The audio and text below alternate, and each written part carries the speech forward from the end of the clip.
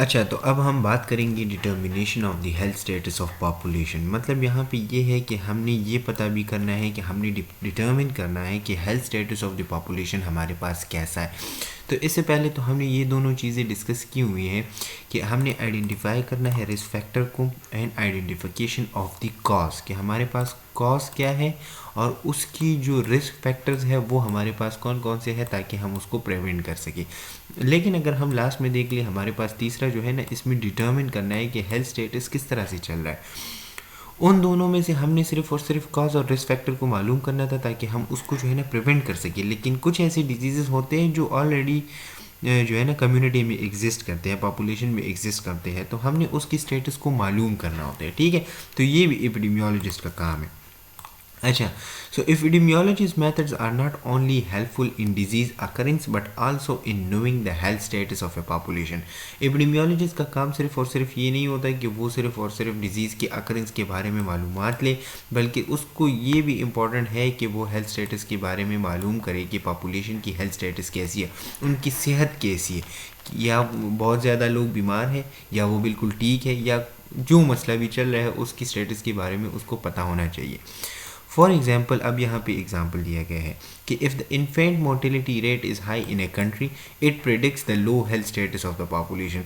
For example, यहाँ पे एक एग्जाम्पल ये दी गई है कि अगर आपकी कंट्री में इन्फेंट मोर्टेलिटी रेट बहुत ज़्यादा है, ऐसे बच्चे जो इन्फेंट है उसकी डेथ रेट ज़्यादा है, तो इसका मतलब क्या है, ये क्या प्रेडिक्ट करता है, ये प्रेडिक्ट करता है कि आपका जो पॉपुलेशन हेल्थ स्टेटस है वो हमारे पास लो है, क्योंकि इन्फेंट मोर्टेलिटी जितनी ज़्यादा होगी वहाँ पे health status of the population हमारे पास क्या होगा, वो लो होगा। तो एपिडेमियोलॉजिस्ट के जो है ना 3 काम होते हैं, एक कॉज को मालूम करना, फिर उसकी रिस्क फैक्टर्स को मालूम करना, उसको प्रिवेंट करना, प्लस उसके साथ health status of the population को भी मालूम करना। ये एपिडेमियोलॉजिस्ट का काम होता है, ये इंपॉर्टेंस है एपिडेमियोलॉजी। क्लियर होगी बात। अच्छा, अब आ जाते हैं चौथे की तरफ कि इवॉल्वेशन ऑफ ए कम्युनिटी प्रोग्राम।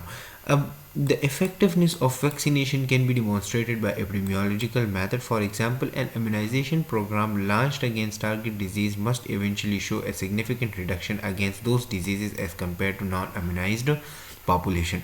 मतलब यहाँ पे ये है कि एपिडेमियोलॉजिस्ट का काम ये भी है कि जो वैक्सीनेशन जो डिज़ीज़ को प्रिवेंट करने के लिए उसने वैक्सीनेशन जो तैयार की हुई है, साइंटिस्ट ने जो वैक्सीनेशन तैयार की हुई है, तो वो इफ़ेक्टिव होना चाहिए।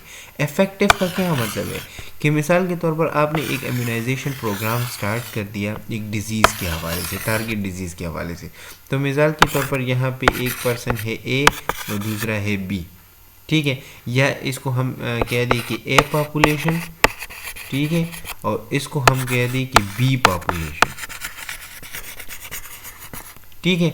अब ए पॉपुलेशन जो है वो वैक्सीनेटेड है, उन्होंने वैक्सीन ली हुई है, और जो बी पॉपुलेशन है वो हमारे पास नॉन वैक्सीनेटेड। तो ये कह रहा है कि आपने जो कम्युनिटी में जो वैक्सीनेशन प्रोग्राम स्टार्ट की हुई है, तो जो वैक्सीनेटेड लोग हैं उनमें वो डिज़ीज़ कम होनी चाहिए और जो नॉन वैक्सीनेटेड है उनमें डिज़ीज़ होनी चाहिए। मतलब होनी चाहिए का मतलब ये है कि अगर आप दोनों को कंपेयर करें तो जिन्होंने वैक्सीन लगाई हुई है वो बनिस्बत नॉन वैक्सीनेटेड की उसमें डिजीज़ जो टारगेट डिजीज़ आपने रखी है वो कम होनी चाहिए, क्योंकि अगर उसमें भी डिजीज़ होंगी तो आपके जो इम्यूनाइजेशन प्रोग्राम आपने लॉन्च किया हुआ है उसका फ़ायदा ही क्या हुआ। तो मतलब ये है कि जो भी प्रोग्राम आप लॉन्च करते हैं अगेंस्ट द टारगेट डिजीज़ वो इफ़ेक्टिव होना लाजमी है। क्लियर हो गई बात। अच्छा, अब आ जाते हैं कुछ बेसिक डिफिनेशंस एंड टर्मिनोलॉजीज़ की तरफ। तो ये आसान है, यहाँ पे आप देख लीजिए डिस्ट्रीब्यूशन का क्या मतलब है कि it is the arrangement of the population in space at A given time. क्या मतलब है कि डिस्ट्रीब्यूशन का मतलब ये है कि पॉपुलेशन की जो अरेंजमेंट होती है इन ए स्पेसिफिक टाइम, इसको हम डिस्ट्रीब्यूशन कहते हैं। ठीक हो गई बात। इसके बाद आ जाता है incidence. It is the number of new cases of A disease in a population over a period of time. मतलब मैं आपसे पूछ लूँ कि एक साल में ये डिज़ीज़ कितनी वाक़या हो गई है। So number of new cases, कितने न्यू केसेस एक साल में आ गए हैं जो भी डिज़ीज़ हो, उसको हम इंसिडेंस कहते हैं।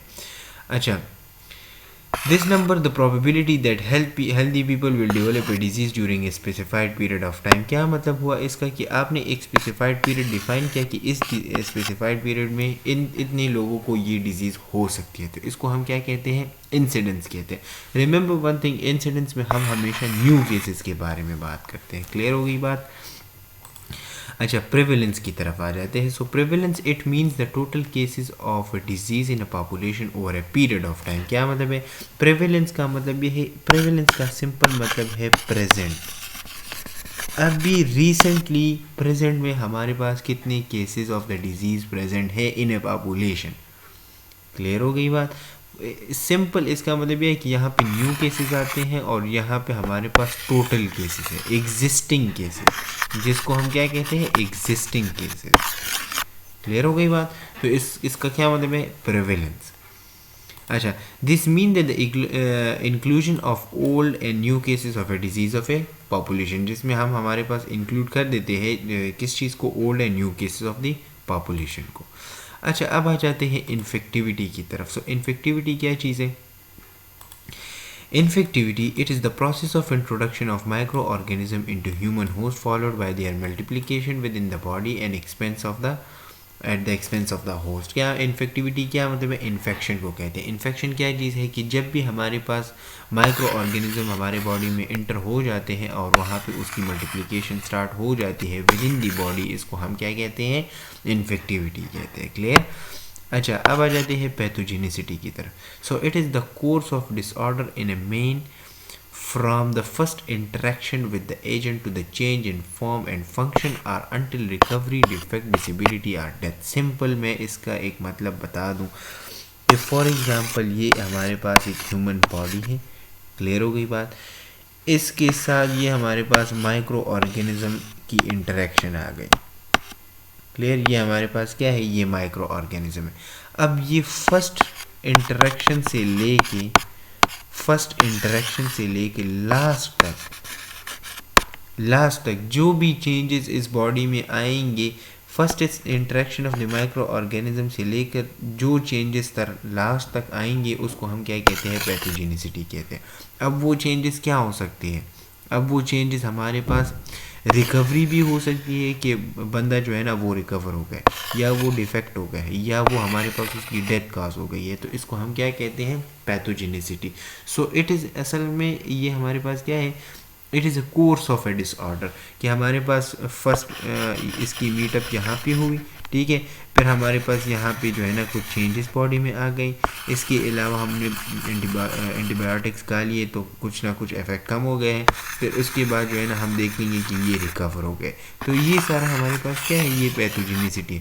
अब ये पैथोजेनिसिटी ऐसी भी हो सकती है कि फर्स्ट मीटअप यहाँ पे हो गया, फिर उसके बाद फीवर और सारा कुछ स्टार्ट हो गया, जो भी साइन एंड सिम्टम्स है, और उसके बाद डेथ कॉज हो गई। तो ये हमारे पास ये भी पैथोजेनिसिटी, जो जिस तरह से जो पैटर्न जा रहा होता है, इसको हम क्या कहते हैं, पैथोजेनिसिटी। अच्छा, वायरुलेंस क्या चीज़ है कि it is the ability of micro organism to cause a disease. क्या मतलब है वायरुलेंस का? मतलब ये है कि वो एबिलिटी ऑफ माइक्रो ऑर्गेनिज्म कि वो क्या कॉज कर सके, डिजीज़ कॉज कर सके, इसको हम कहते हैं वायरुलेंस। अच्छा, susceptible, it is the person in whom the defective power against the disease is lacking and he can get the disease early. क्या मतलब है? सिंपल मैं आपको फॉर एग्जांपल मैं बता दूं कि एक दो बंदे हैं, एक का नाम है ए, दूसरे का नाम है बी। ये हमारे पास वैक्सीनेटेड है, ठीक है, और ये हमारे पास नॉन वैक्सीनेटेड है। तो ये ज़्यादा ये वैक्सीनेशन कोविड की है, कोविड, ठीक है। तो ये ए वाला जो है ना, ये नॉन वैक्सीनेटेड है, तो ये ज़्यादा ससेप्टेबल का मतलब सिंपल ये है कि वो पर्सन जिसमें हमारे पास वो defensive power against the disease कम हो और उसको डिजीज़ ईजिली हो सकती है, तो इसको हम क्या कहते हैं, ससेप्टेबल पर्सन या ससेप्टेबल पॉपुलेशन। तो ये हो गए हमारे पास basic terminologies of the epidemiology. अब इसके बाद आ जाते हैं कुछ स्प्रेडिंग के हवाले से, कि कुछ ऐसी चीज़ें हैं जो स्प्रेड के हवाले से हम बेसिक डिफिनीशंस को कवर करेंगे, ठीक है। अच्छा, सो व्हाट इज़ इम्यून? तो इम्यून तो आसान है कि it is the person in whom the defensive power against the disease is strong and he can resist the infection. कि हमारे पास हम कहते हैं ना आपका जो इम्यून सिस्टम है वो बड़ा स्ट्रॉन्ग है, आपको कोई डिजीज़ नहीं लगती। तो इस ये क्यों? क्योंकि उसकी जो इम्यून पावर है वो स्ट्रॉन्ग होती है। ठीक है, तो ये इतना ज़्यादा इसमें डिटेल में जाने की ज़रूरत नहीं है, लेकिन ये आपने याद रखना है कि जिसमें defensive power of against the disease present हो उसको हम क्या कहते हैं? इम्यून कहते हैं, और वो इन्फेक्शन को रेजिस्ट कर सकता है। अच्छा, एपिडेमिक। सो अब आ जाते हैं कुछ ऐसी चीज़ों की तरफ जो इम्पॉर्टेंट है एपिडेमियोलॉजी के रिलेटेड। अच्छा, एपिडेमिक का क्या मतलब है? It is the rapid spread of A disease in community in which the number of susceptible is greater than the number of immune person so that the disease. Simple. Epidemic का क्या मतलब हुआ कि एक कम्युनिटी है, ठीक है, एक होते हैं एक मिनट में इसको यहाँ पे कर देता हूँ। हमारे पास एक कम्युनिटी है, ठीक है, तो कम्युनिटी में कुछ लोग ऐसे होते हैं जिसको डिजीज़ होती है और कुछ नॉन डिजीज़ होते हैं। ठीक हो गई बात?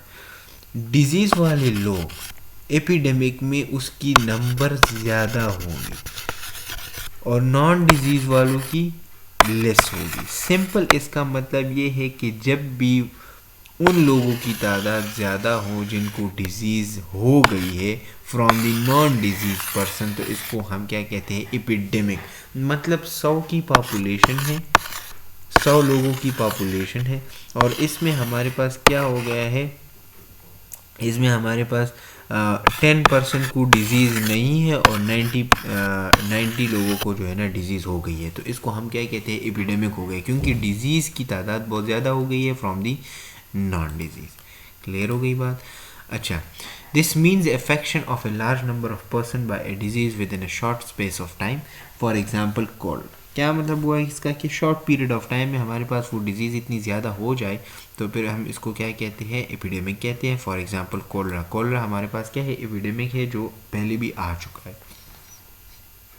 अच्छा, अब आ जाते हैं एंडेमिक की तरफ। So it refers to a disease that continues to smolder in a community and it is always present in that community. In it the number of susceptible immune person are always equal. For example enteric fever. Simple मैं यहाँ पे example मैं बता दूँ कि epidemic में हमारे पास क्या था कि जो डिजीज़ पर्सन थे वो ज़्यादा थे from the number of non disease person. ठीक हो गई बात? लेकिन यहाँ पे एंडेमिक का क्या मतलब है कि हमारे पास जितनी भी कम्युनिटी में लोग प्रेजेंट होते हैं ना, तो उसकी जो नंबर है वो ससेप्टेबल और इम्यून पर्सन दोनों की सेम होती है। ठीक हो गई बात? वहाँ पे ससेप्टेबल और इम्यून पर्सन की हमारे पास क्या थी? सेम नहीं थी। लेकिन यहाँ पे इम्यून पर्सन की और ससेप्टेबल पर्सन की जो नंबर है वो क्या होगी?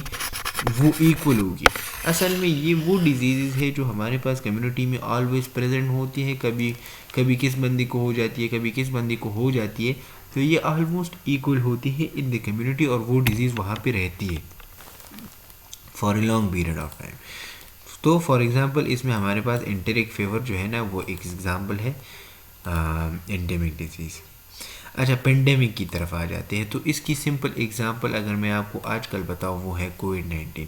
It refers to the increase susceptibility of the whole country or world for a particular micro organism. क्या मतलब है कि जब भी एक इंक्रीज ससेप्टेबिलिटी हो जाए, ससेप्टेबिलिटी का क्या मतलब है कि जब भी इंक्रीज चांसेस ऑफ इन्फेक्शन हो जाए to the whole country or world for a particular micro organism, so इसको हम क्या कहते हैं? पेंडेमिक।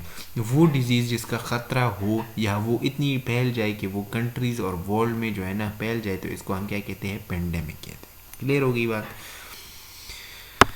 अच्छा, स्पोरेडिक क्या चीज़ होती है? Sporadic it refers to the disease in a community in which the number of immune person is greater than the number of susceptible person. It means the case here and the case there. क्या मतलब है कि एक disease हमारे पास community में present है, for example 100 लोग हैं, ठीक है, और 90 को वो डिज़ीज़ नहीं है लेकिन 10% को वो डिज़ीज़ है। तो मतलब जो डिज़ीज़ की रेशो है वो कम है।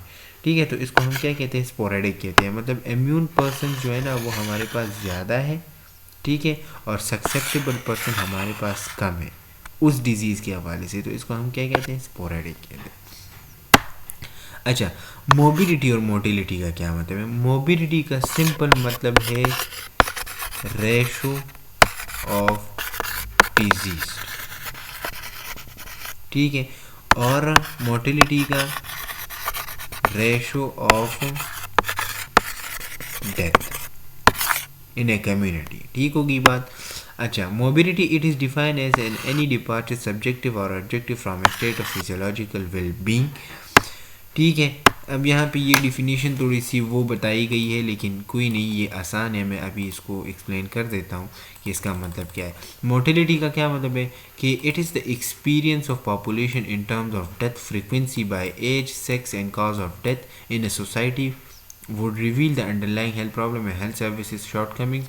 This would also identify specific intervention needed. Simple मैं आपको बताऊं, मोबिलिटी का मतलब है कि जब भी आप ये मालूम करें कि हमारे पास कम्युनिटी में डिज़ीज़ की रेशो क्या है, ठीक है, तो उसको हम क्या कहते हैं, मोबिलिटी कहते हैं, ठीक है। अब डिज़ीज़ का क्या मतलब है, यहाँ पे असल में ये डिफ़ाइन किया गया है कि जब भी आप स्टेट ऑफ फिजियोलॉजिकल वेलबींग से हट जाएं, डिपार्चर कर जाएं, तो इसका मतलब है डिज़ीज़। सो डिज़ीज़ की रेशो को मालूम करने के लिए इसको हम मोबिलिटी कहते हैं। और जो हमारे पास मोटिलिटी है ना, इसका मतलब है population in terms of death.